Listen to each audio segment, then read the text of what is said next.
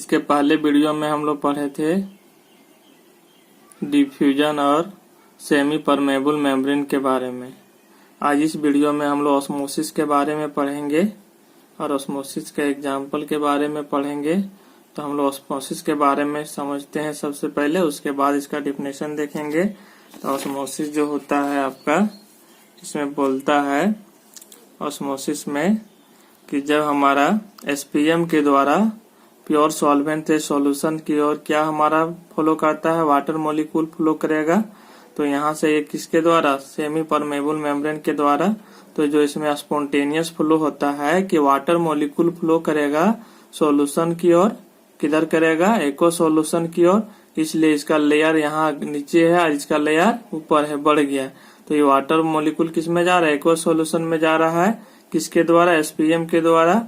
ये हमारा क्या लगा हुआ है, इसमें एसपीएम लगा हुआ है। और इस तरह से हमारा वाटर मॉलिक्यूल तब तक यहाँ फ्लो करेगा जब तक इसका कंपोजिशन इक्वलाइज नहीं हो जाए, इसका कंसंट्रेशन एक दूसरे का इक्वलाइज नहीं हो जाएगा, तब तक वाटर मॉलिक्यूल सॉल्यूशन की ओर जाते रहेगा, प्योर सॉल्वेंट से सॉल्यूशन की ओर।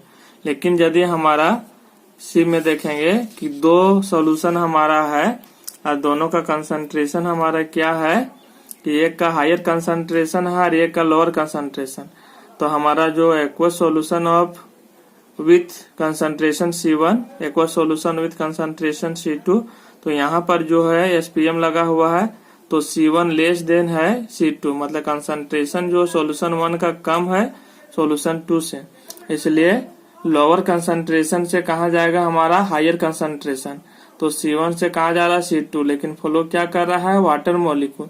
ये तब तक फ्लो करेगा, स्पॉन्टेनियस फ्लो होता है तब तक फ्लो करेगा जब तक दोनों का कंसंट्रेशन इक्वलाइज नहीं हो जाए। इसी घटना को हम लोग क्या बोलते हैं, ऑस्मोसिस। क्या बोला जाता है, ऑस्मोसिस। इस घटना को हम लोग क्या बोल सकते हैं, ऑस्मोसिस बोला जाता है। अब इसका डिफिनेशन देखते हैं हम लोग। व्हेन ये solution is separated from its pure solvent by an SPM, the solvent molecules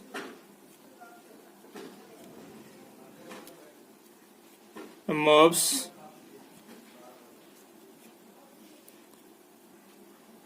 from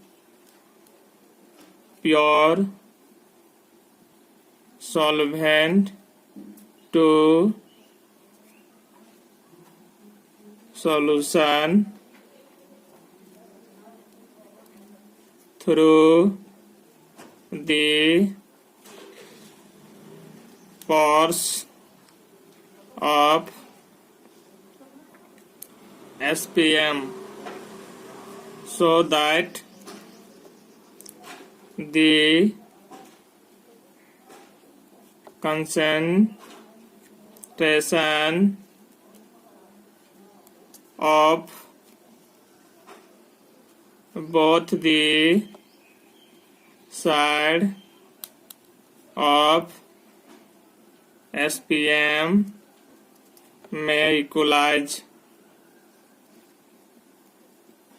तो इस तरह से हमारा होता है, वही बोला है कि व्हेन ये solution is separated from its pure solvent by an SPM, मतलब एसपीएम के द्वारा जो हमारा है प्योर सॉल्वेंट और सॉल्यूशन को हम लोग क्या करते हैं, अलग करते हैं, सेपरेट करते हैं। करे the solvent molecules moves from pure solvent to solution, और ये क्या करता है, मूव्स करता है pure solvent to solution through the pores of SPM. किसके द्वारा, एसपीएम के द्वारा, सेमी परमेबल मेम्ब्रेन के द्वारा। सो दैट यहाँ पर the concentration of both the side of SPM में इक्वलाइज, मतलब कब तक होगा ये कि इसका जो बोथ साइड जो होता है कंसंट्रेशन इक्वलाइज हो जाता है। क्या हो जाता है, इक्वलाइज। इससे हम लोग फिगर में देखेंगे कि इसमें जो बोला है कि ये जो हमारा बोल रहा है कि इधर से इधर हमारा स्पॉन्टेनियस ही फ्लो करेगा, सॉल्वेंट मॉलिक्यूल प्योर सॉल्वेंट से सॉल्यूशन एक्वा सॉल्यूशन तब तक ही फॉलो करेगा। और एसपीएम के द्वारा क्या क्या सेपरेट किया गया है, ये जब तक फॉलो करेगा हमारा वाटर मॉलिक्यूल इसमें प्योर सॉल्वेंट से सॉल्यूशन की ओर जाएगा, जब तक दोनों का कंसंट्रेशन इक्वलाइज नहीं हो जाएगा। वही बात यहाँ बोला गया है कि जब हमारा सॉल्यूशन को सेपरेट किया जाता है प्योर सॉल्वेंट से, किसके द्वारा, एसपीएम के द्वारा, और जो सॉल्वेंट मॉलिक्यूल मूव्स करता है from pure solvent to solution through the pores of SPM, ये किसके द्वारा, through the pores of SPM, that so that the concentration of both the side of SPM में इक्वलाइज, और इस तरह से दोनों तरह कंसंट्रेशन हमारा क्या हो जाता है, इक्वलाइज हो जाता है, मतलब इक्वल हो जाता है। Similarly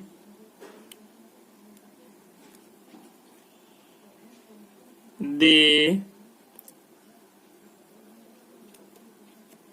solvent molecules flow from a solution of lower concentration to the solution of higher concentration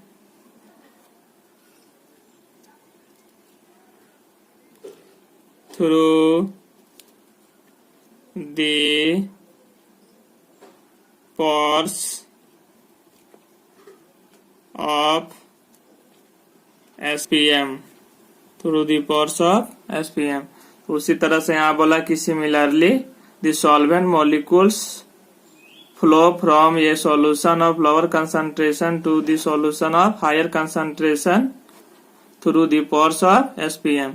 और इस तरह से हमारा क्या होता है कि दो सॉल्यूशन लिया जाता है, लोअर कंसंट्रेशन और हायर कंसंट्रेशन का। तो हमारा यहाँ पर जो होता है कि जो लोअर कंसंट्रेशन जो सॉल्यूशन होता है उससे सॉल्वेंट मॉलिक्यूल मूव्स करता है किसमें, हायर कंसंट्रेशन की ओर।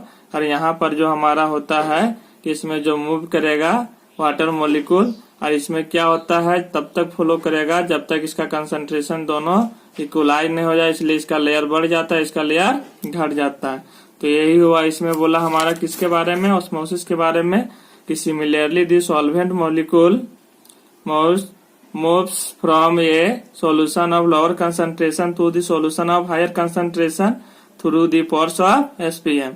अब इसका फिगर देखते हैं हम लोग। वही इसमें फिगर में है कि प्योर सॉल्वेंट मतलब क्या हुआ, ये प्योर वाटर है और ये किस में जा रहा है, ये आपका एक्वस सॉल्यूशन में जा रहा है। तो कौन से मूव कर रहा है, प्योर वाटर हमारा। तो ये लेयर लोअर है, ये लेयर क्या हायर है। वही चीज फर्स्ट स्टेप में हम लोग लिखे थे कि जो सॉल्वेंट मॉलिक्यूल मूव्स करता है फ्रॉम प्योर सॉल्वेंट से क्या करता है सॉल्यूशन की ओर, तब तक ये मूव करेगा जब तक दोनों का कंसंट्रेशन इक्वलाइज नहीं हो जाएगा। ये आपका क्या है, आपका ये सॉल्वेंट है, क्या है ये सॉल्वेंट, ये आपका है। तो ये क्या हो जाता है, इक्वलाइज हो जाता है। दूसरा स्टेप में जब लिखा है कि जब दो सॉल्यूशन रहेगा, क्या रहेगा, दो सॉल्यूशन, तो एक का कंसंट्रेशन लोअर है, एक का हायर। तो इसका लोअर है, इसका हायर है, तो लोअर कंसंट्रेशन से हायर की ओर जाता है, इसके लिए इसका लेवल यहाँ पर है और इसका लेवल यहाँ, मतलब इधर क्या है वाटर मॉलिक्यूल मूव करेगा और दोनों का जब कंसंट्रेशन सेम हो जाएगा, ये स्पॉन्टेनियस फ्लो करता है। तो इसी को हम लोग क्या कहते हैं, ऑस्मोसिस। और ये क्या होता है, दोनों का कंसंट्रेशन क्या होगा, सेम हो जाएगा। कब, जब इधर से सॉल्वेंट मॉलिक्यूल इधर जाएगा हमारा, तो ये डाइल्यूट हो जाएगा हायर कंसंट्रेशन वाला। तो एक ऐसा समय आएगा कि दोनों का कंसंट्रेशन सेम होगा, तो फ्लो करना बंद कर देगा किसके द्वारा, जो एसपीएम के द्वारा, एसपीएम से होकर जा रहा है सॉल्वेंट मॉलिक्यूल प्योर वाटर। आई क्या है इसमें कि C1 जो है लेस देन है C2 से, मतलब कंसंट्रेशन ऑफ सॉल्यूशन 1 जो है वो लोअर कंसंट्रेशन है, ये C2 क्या है हायर कंसंट्रेशन। अब इसका हम लोग डिफिनेशन के बारे में देखेंगे। तो डिफिनेशन हम लोग लिखेंगे, the spontaneous flow of solvent molecules from pure solvent to solution or from a solution of lower concentration to the solution of higher concentration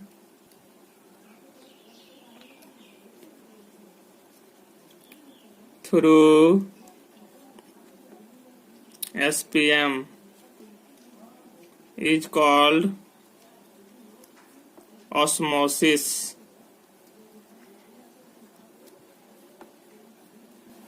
इसको हम लोग क्या बोलते हैं? ऑस्मोसिस बोलते हैं। तभी बोल रहा है इसमें कि the spontaneous flow of solvent molecule, कि हमारा जो स्वतः फ्लो करता है solvent molecules from pure solvent to solution और from a solution of lower concentration to the solution of higher concentration through the SPM is called osmosis. तो जो ऊपर स्टेप में भी हम पहले बताएं कि जो प्योर सॉल्वेंट है वो सॉल्यूशन की ओर जाता है, स्पॉन्टेनियस फ्लो होता है, तब तक फ्लो करेगा जब तक उसका कंसंट्रेशन इक्वलाइज नहीं हो जाए। फिर उसी तरह से होता है कि दो सॉल्यूशन में हम लोग बात करते हैं, एक लोअर कंसंट्रेशन एक हायर कंसंट्रेशन। तो लोअर कंसंट्रेशन से हायर कंसंट्रेशन की ओर जाता है क्या? सॉल्वेंट मॉलिक्यूल हमारा मूव करेगा और जब तक उन लोगों का कंसंट्रेशन सेम ना हो जाए तो फ्लो करता है किसके थ्रू? एसपीएम के थ्रू। उसी को हम लोग कहते हैं ऑस्मोसिस। तो सिंपल से जानना है कि हमारा प्योर सॉल्वेंट जो है सॉल्यूशन की ओर जाएगा और सॉल्यूशन ऑफ लोअर कंसंट्रेशन से सॉल्यूशन ऑफ हायर कंसंट्रेशन की ओर जाएगा। यही घटना को हम लोग क्या कहते हैं? ऑस्मोसिस बोलते हैं। और ये जो फ्लो होता है एसपीएम के द्वारा होता है, स्पॉन्टेनियस होता है, और इसी को हम लोग क्या बोलते हैं? ऑस्मोसिस। अब इसका एग्जाम्पल के बारे में आगे हम लोग देखते हैं, हम लोग बात करेंगे एग्जाम्पल्स ऑफ ऑस्मोसिस। किसके बारे में? एग्जाम्पल्स ऑफ ऑस्मोसिस के बारे में। इसमें बोलता है कि the outer cell of egg is removed by dissolving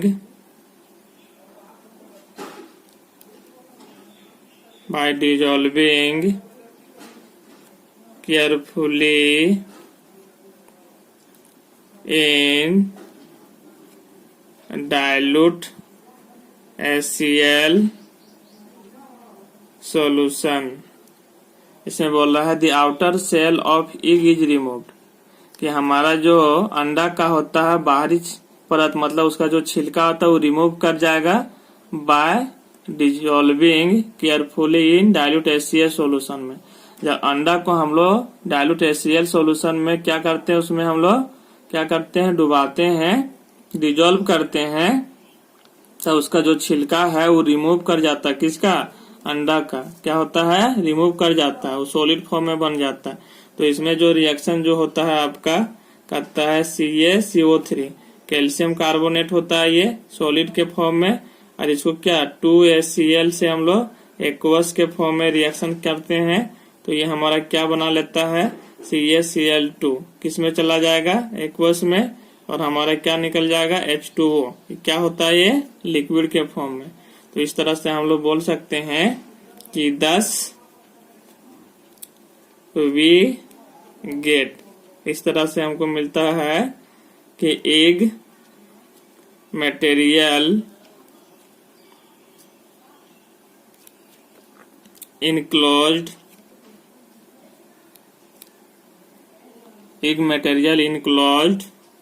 within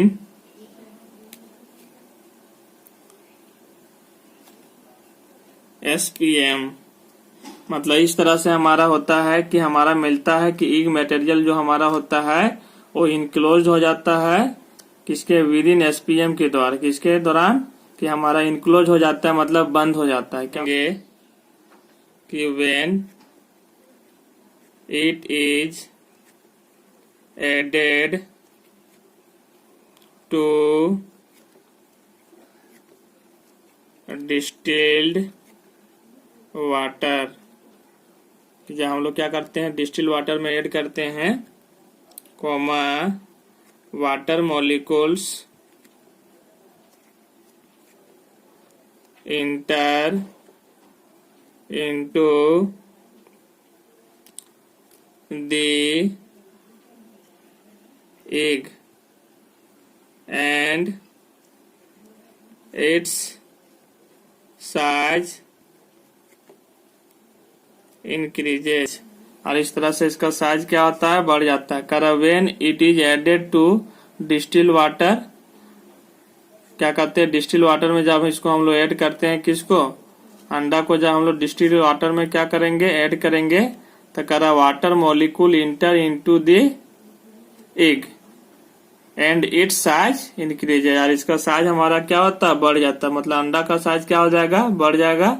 इसका हम लोग फिगर में देखेंगे, हम लोग फिगर में बात करेंगे कि इसमें जो हम लोग डिस्टिल वाटर लिया हुआ है और इसमें जो हम लोग अंडा को क्या किए डुबा दिए, तो ये जो हमारा डॉटेड से दिखाया गया है वो इनिशियल साइज ऑफ क्या है एक है। लेकिन जब इसमें हमारा डिस्टिल वाटर रहेगा तो वाटर मॉलिक्यूल इसमें क्या करेगा इंटर करेगा। अब वाटर मॉलिक्यूल जब इसमें इंटर करता है तो इसका साइज क्या हो जाता है बढ़ जाता है। तो ये जो साइज हमारे दिखा रहा है enlarged size of the egg, मतलब ये जो हमारा है बढ़ा हुआ साइज है किसका, और ये जो डॉटेड से हमारा वो इनिशियल साइज ऑफ एग है। अब इसमें बोला जाता है कि the phenomenon is called Indo osmosis. Indo मतलब बढ़ना और ऑस्मोसिस मतलब ऑस्मोसिस के थ्रू जो हमारा बढ़ता है उसको बोलते हैं इंडो ऑस्मोसिस। तो जब हम डिस्टिल वाटर में एग को हम लोग डुबाएंगे तो इसका इनिशियल साइज से हमारा फाइनल साइज क्या हो जाएगा, जब वाटर मॉलिक्यूल इंटर करेगा तो इसका बार क्या होगा साइज लार्ज हो जाएगा। In large size of egg मतलब इसका साइज बढ़ जाएगा और इसी को हम लोग बोलते हैं इंडो ऑस्मोसिस। यही घटना को क्या बोलते हैं इंडो ऑस्मोसिस। देखेंगे कि व्हेन इट इज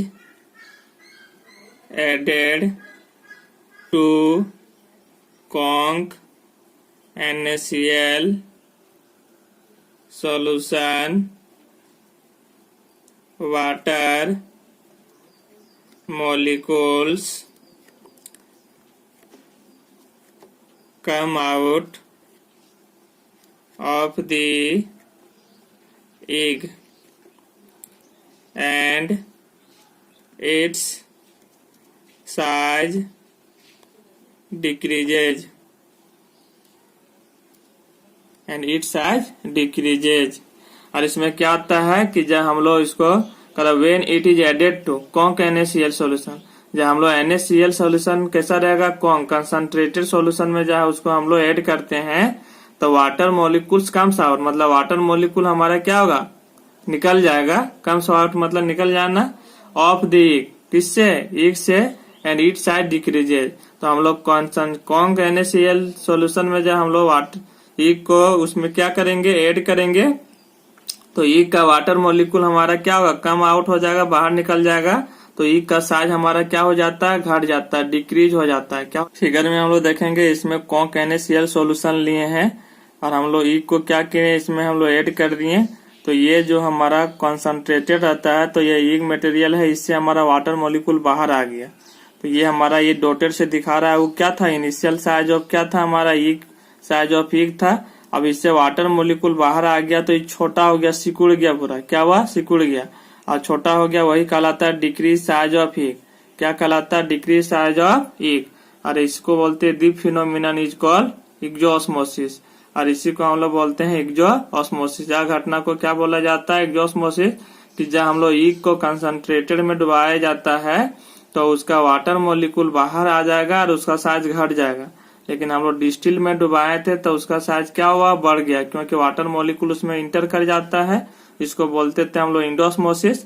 लेकिन जब इसमें हम लोग कंसंट्रेटेड सॉल्यूशन में डुबाते हैं तो वाटर मॉलिक्यूल बाहर आ जाता है, तो इसका साइज क्या हो जाएगा, घट जाएगा, डिक्रीज साइज ऑफ एग हो जाएगा, मतलब अंडा का साइज घट जाएगा, और इस घटना को बोलते हैं एक्सो ऑस्मोसिस।